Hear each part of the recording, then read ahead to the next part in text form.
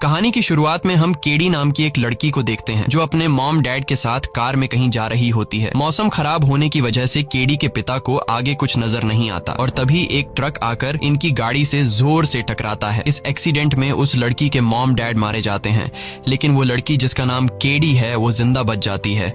अब यहाँ scene cut होता है और हमें जेमा नाम की एक लड़की को दिखाया जाता है।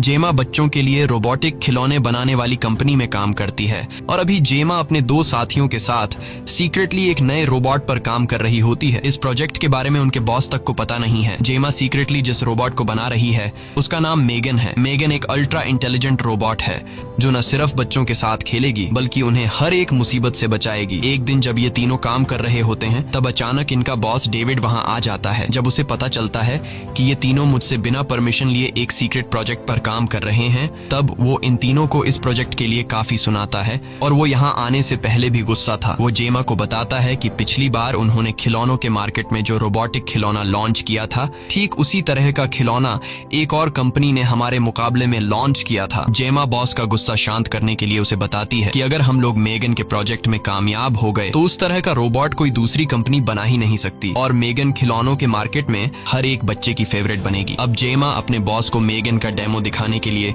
मेगन से बॉस को हाई बोलने के लिए कहती है, लेकिन मेगन बात करने की कोशिश में उसके सिस्टम में कोई खराबी आ जाती है जिस वजह से मेगन बुरी तरह से ब्लास्ट हो जाती है। ये देखकर डेविड और ज्यादा गुस्सा हो जाता है और जेमा को मेगन का प्रोजेक्ट बंद करके ऑफिस के काम में ध्यान लगाने को कहता है। कुछ देर बाद जब जेमा ऑफिस से घर जाने वाली होती है तब उसे कॉल आता है जिससे उसे पता चलता है कि उसकी बहन का कार एक्सीडेंट हो गया है जिसमें उसकी बहन और उसका हस्बैंड मारे गए हैं। सिर्फ उसकी भांजी केडी ही जिंदा बची है और वो भी बुरी तरह से घायल है। कई हफ्तों तक हॉस्पिटल में रहने के बाद केडी की हालत काफी बेहतर हो जाती है और अब केडी का इस दुनिया में और कोई न होने की वजह से जेमा उसे अपने घर ले आती है। केडी के हाल ही में पेरेंट्स की मौत हो गई होती है और अब वो एक नए घर में आती है, इसीलिए वो एक नए घर में ज्यादा खुश नहीं होती। और दूसरी तरफ जेमा ने भी पहले कभी किसी बच्चे की जिम्मेदारी नहीं उठाई थी, इसलिए उसे भी कुछ नहीं पता होता कि बच्चों को कैसे संभाला जाता है। लेकिन जैसे तैसे करके वो केडी को खुश रखने की कोशिश करती है, पर केडी को खुश रखने के चक्कर में जेमा अपने काम पर ध्यान नहीं दे पाती थी।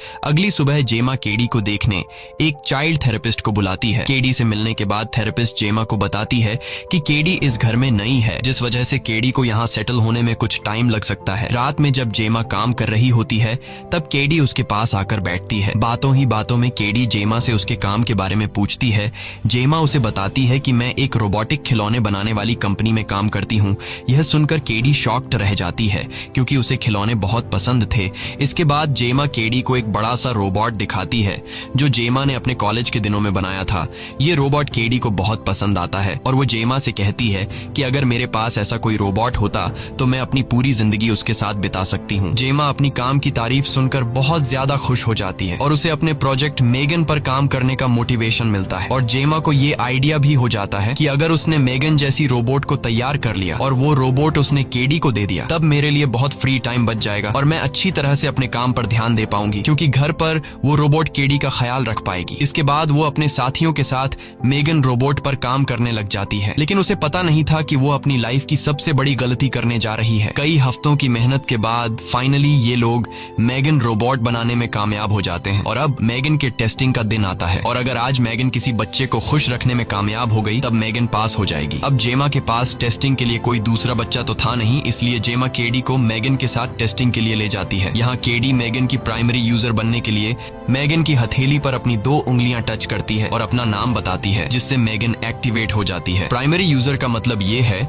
कि मेगन अब अपने प्राइमरी यूजर यानी केडी की बात को नहीं टाल सकती और केडी के हर एक काम में मदद करनी होगी। एक्टिवेट होते ही मेगन केडी के चेहरे को स्कैन कर लेती है और ये देखती है कि केडी इस वक्त कैसा और क्या महसूस कर रही है और उसी हिसाब से मेगन केडी से बात करती है। ये सब कुछ बाहर से जेमा का बॉस भी देख रहा था। उस कमरे में पेंटिंग का सामान भी रखा हुआ था। मेगन केडी के लिए पेपर पर कुछ बनाने लगती है और कुछ ही मिनट बाद वो केडी को पेपर पर बनाई गई चीज को देखने के लिए कहती है, लेकिन केडी जब उस पेपर को देखती है तो वो पेपर पूरी तरह से खाली था। इसे देखकर केडी और बाहर खड़ा जेमा का बॉस मायूस हो जाते हैं और वो सोचने लगता है कि जेमा एक बार फिर से मेगन को बनाने में कामयाब नहीं हो सकी और तभी मेगन उस पेपर पर पानी गिरा देती है। ये देखकर केडी मेगन की इस हरकत से डर जाती है, लेकिन केडी जब उस पेपर को गौर से देखती है तो वो शॉक हो जाती जाती है। पेपर पर गिरे हुए पानी की वजह से वहाँ मेगन का बनाया हुआ पेंटिंग दिखने लगता है। मेगन ने केडी की हूबहू तस्वीर बनाई थी। ये देखकर केडी बहुत ज्यादा खुश हो जाती है और जेमा का बॉस डेविड भी खुशी से झूम उठता है। वो जेमा से उसके बनाए हुए मेगन रोबोट का बहुत तारीफ करता है और कहता है कि हम इस रोबोट को मार्केट में उतारेंगे और इससे ढेर सारा पैसा कमाएंगे। वो जेमा से कहता है कि मेगन को जल्द ही पूरी तरह से तैयार कर लो ताकि हमारा चेयरमैन भी इससे मार्केट में उतारने के लिए तैयार हो जाए। इसके बाद जेमा मेगन को अपने घर ले आती है। मेगन घर के अंदर पांव रखते ही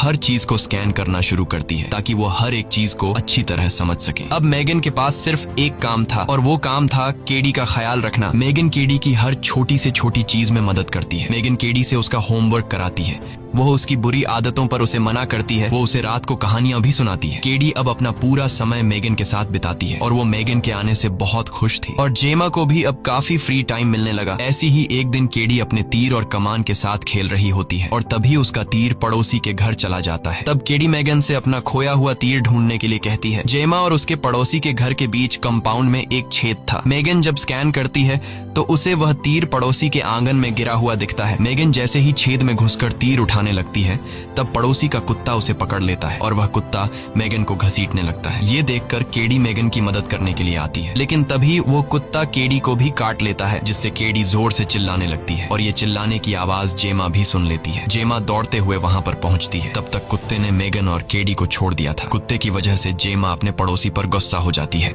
लेकिन पड़ोसी भी माफी मांगने के बजाय उल्टा जेमा से कहती है कि तुम अपने बच्चे और रोबोट को समझाओ कि हमारे आंगन में न आए। तब हम देखते हैं कि मेगन के बाल बिखरे हुए हैं और वह काफी अजीब नजरों से पड़ोसी को घूर रही होती है और जैसे ही रात होती है तब हम देखते हैं कि मेगन जाग रही है और उसके चेहरे के एक्सप्रेशन से हमें पता चलता है कि उसे पड़ोसी का बिहेवियर अच्छा नहीं लगा और अब वह बदला लेने की जिद में है। होता भी ऐसा ही है। मेगन जब सभी सो रहे होते हैं तब चुपके से मेगन घर से बाहर निकल आती है और पड़ोसी के कुत्ते को उसके मालिक की आवाज में अपने पास बुलाती है। कुत्ते के पास आते ही वह उसे मौत के घाट उतार देती है और एक घड़े में छिपा देती है। अगली सुबह पड़ोसी अपने कुत्ते को आवाज लगाकर ढूंढती है पर उसे अपना कुत्ता कहीं भी नहीं मिलता। तब खिड़की से जेमा भी उसे देख लेती है पर वो उसे नजरअंदाज करके केडी की तबीयत देखने उसके कमरे में जाती है। केडी की तबीयत अब थोड़ी बेहतर हो चुकी थी। आज मेगन की परफॉर्मेंस देखने के लिए जेमा की कंपनी में इन्वेस्टर आने वाले थे और क्योंकि केडी ही मेगन की प्राइम यूजर है उसका वहाँ होना सबसे ज्यादा अहम था, इसलिए जेमा केडी को अपने साथ प्रेजेंटेशन के लिए ले जाती है। प्रेजेंटेशन के वक्त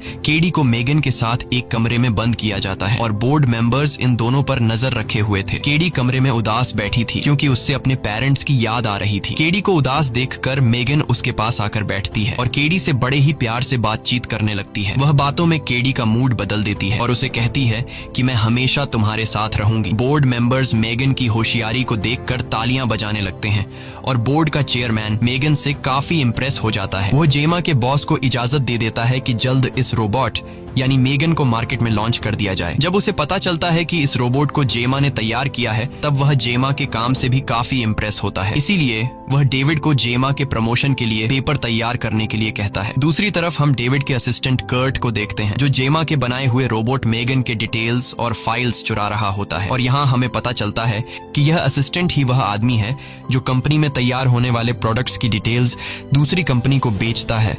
तभी डेविड भी वहां आता है। डेविड को देखते ही वह तुरंत अपना लैपटॉप बंद कर लेता है और उसे लगता है कि आज वह पकड़ा जाएगा। डेविड को भी इस पर शक होने लगता है पर डेविड सोचता है कि असिस्टेंट कोई गंदी फिल्म देख रहा था, इस वजह से वह उसके लैपटॉप पर ध्यान नहीं देता। अगले दिन जेमा केडी से कुछ बात करने लगती है लेकिन केडी मेगन के साथ इतना खो गई थी कि वह जेमा को इग्नोर कर देती है और उसके बात का कोई जवाब नहीं देती। तब जेमा मेगन को टर्न ऑफ कर देती है लेकिन केडी गुस्सा होकर जल्दी ही दोबारा से मेगन को ऑन कर लेती है। केडी को अब जेमा के होने या न होने का कोई फर्क नहीं पड़ रहा था। ये देखकर जेमा को बहुत बुरा लगता है, इसलिए वह तुरंत उस चाइल्ड थेरेपिस्ट को बुलाती है। वह थेरेपिस्ट जब केडी से बात करने लगती है तब केडी थेरेपिस्ट को भी कोई जवाब नहीं देती। यह देखकर थेरेपिस्ट भी परेशान हो जाती है और सीधे जेमा के पास आती है। वह जेमा से कहती है कि तुमसे बहुत बड़ी गलती हो गई है। वह कहती है कि जब किसी बच्चे के माँ बाप मर जाते हैं तब उसे किसी दूसरे इंसान के सहारे की कड़ी जरूरत होती है, इसलिए जो सारे काम मेगन कर रही है उसकी जगह तुम्हें संभालना चाहिए था। यही वजह है कि आज केडी का ऐसा बिहेवियर है। वो कहती है कि अगर इसी तरह से चलता रहा तब केडी को पूरी तरह से मेगन से लगाव हो जाएगा और फिर वो किसी की बात नहीं सुनेगी। इसीलिए तुम्हें केडी को बाहर के लोगों से मिलाना चाहिए। रात को डिनर के समय जेमा केडी से बात करती है। वो उसे कहती है कि तुम्हें बाहर स्कूल में खुद के दोस्त बनाने चाहिए। केडी पहले तो इनकार करती है कि मुझे घर पर मेगन पढ़ा लेगी, लेकिन जेमा के बार बार कहने पर वो मान जाती है, पर एक शर्त पर कि मेगन भी उसके साथ रहेगी। ये सुनकर जेमा उसे मना करती है क्योंकि ये सब कुछ जेमा इसलिए कर रही थी ताकि केडी मेगन से दूर हो जाए। इस बात पर इन दोनों के बीच आपस में बहस होने लगती है। केडी यहाँ से उठकर जाने लगती है। जेमा केडी का हाथ पकड़कर उसे रोकने की कोशिश करती है। तब मेगन एक डरावनी आवाज में जेमा को केडी का हाथ छोड़ने के लिए कहती है। जेमा गुस्से में मेगन को टर्न ऑफ होने के लिए कहती है, लेकिन मेगन टर्न ऑफ होने से इनकार करती है। वो कहती है कि जब मेरा प्राइम यूजर ही मुझे टर्न ऑफ होने के लिए कहेगा तब जाकर मैं टर्न ऑफ होंगी। ये सुनकर जेमा चिल्लाते हुए मेगन से टर्न ऑफ होने के लिए कहती है। तब जाकर वो अपने आप को टर्न ऑफ कर लेती है। अब मेगन बंद हुई कि नहीं ये देखने के लिए जेमा उसके पास जाती है और उसके करीब पहुंचकर वो देखती है कि मेगन टर्न ऑफ हो गई है। हालांकि जैसे ही वो वहां से जाने के लिए पलटती है, मेगन अपने आप अपनी आंखें खोलती है। मेगन की हरकतों से लग रहा था कि धीरे धीरे वो जेमा के कंट्रोल से बाहर होती जा रही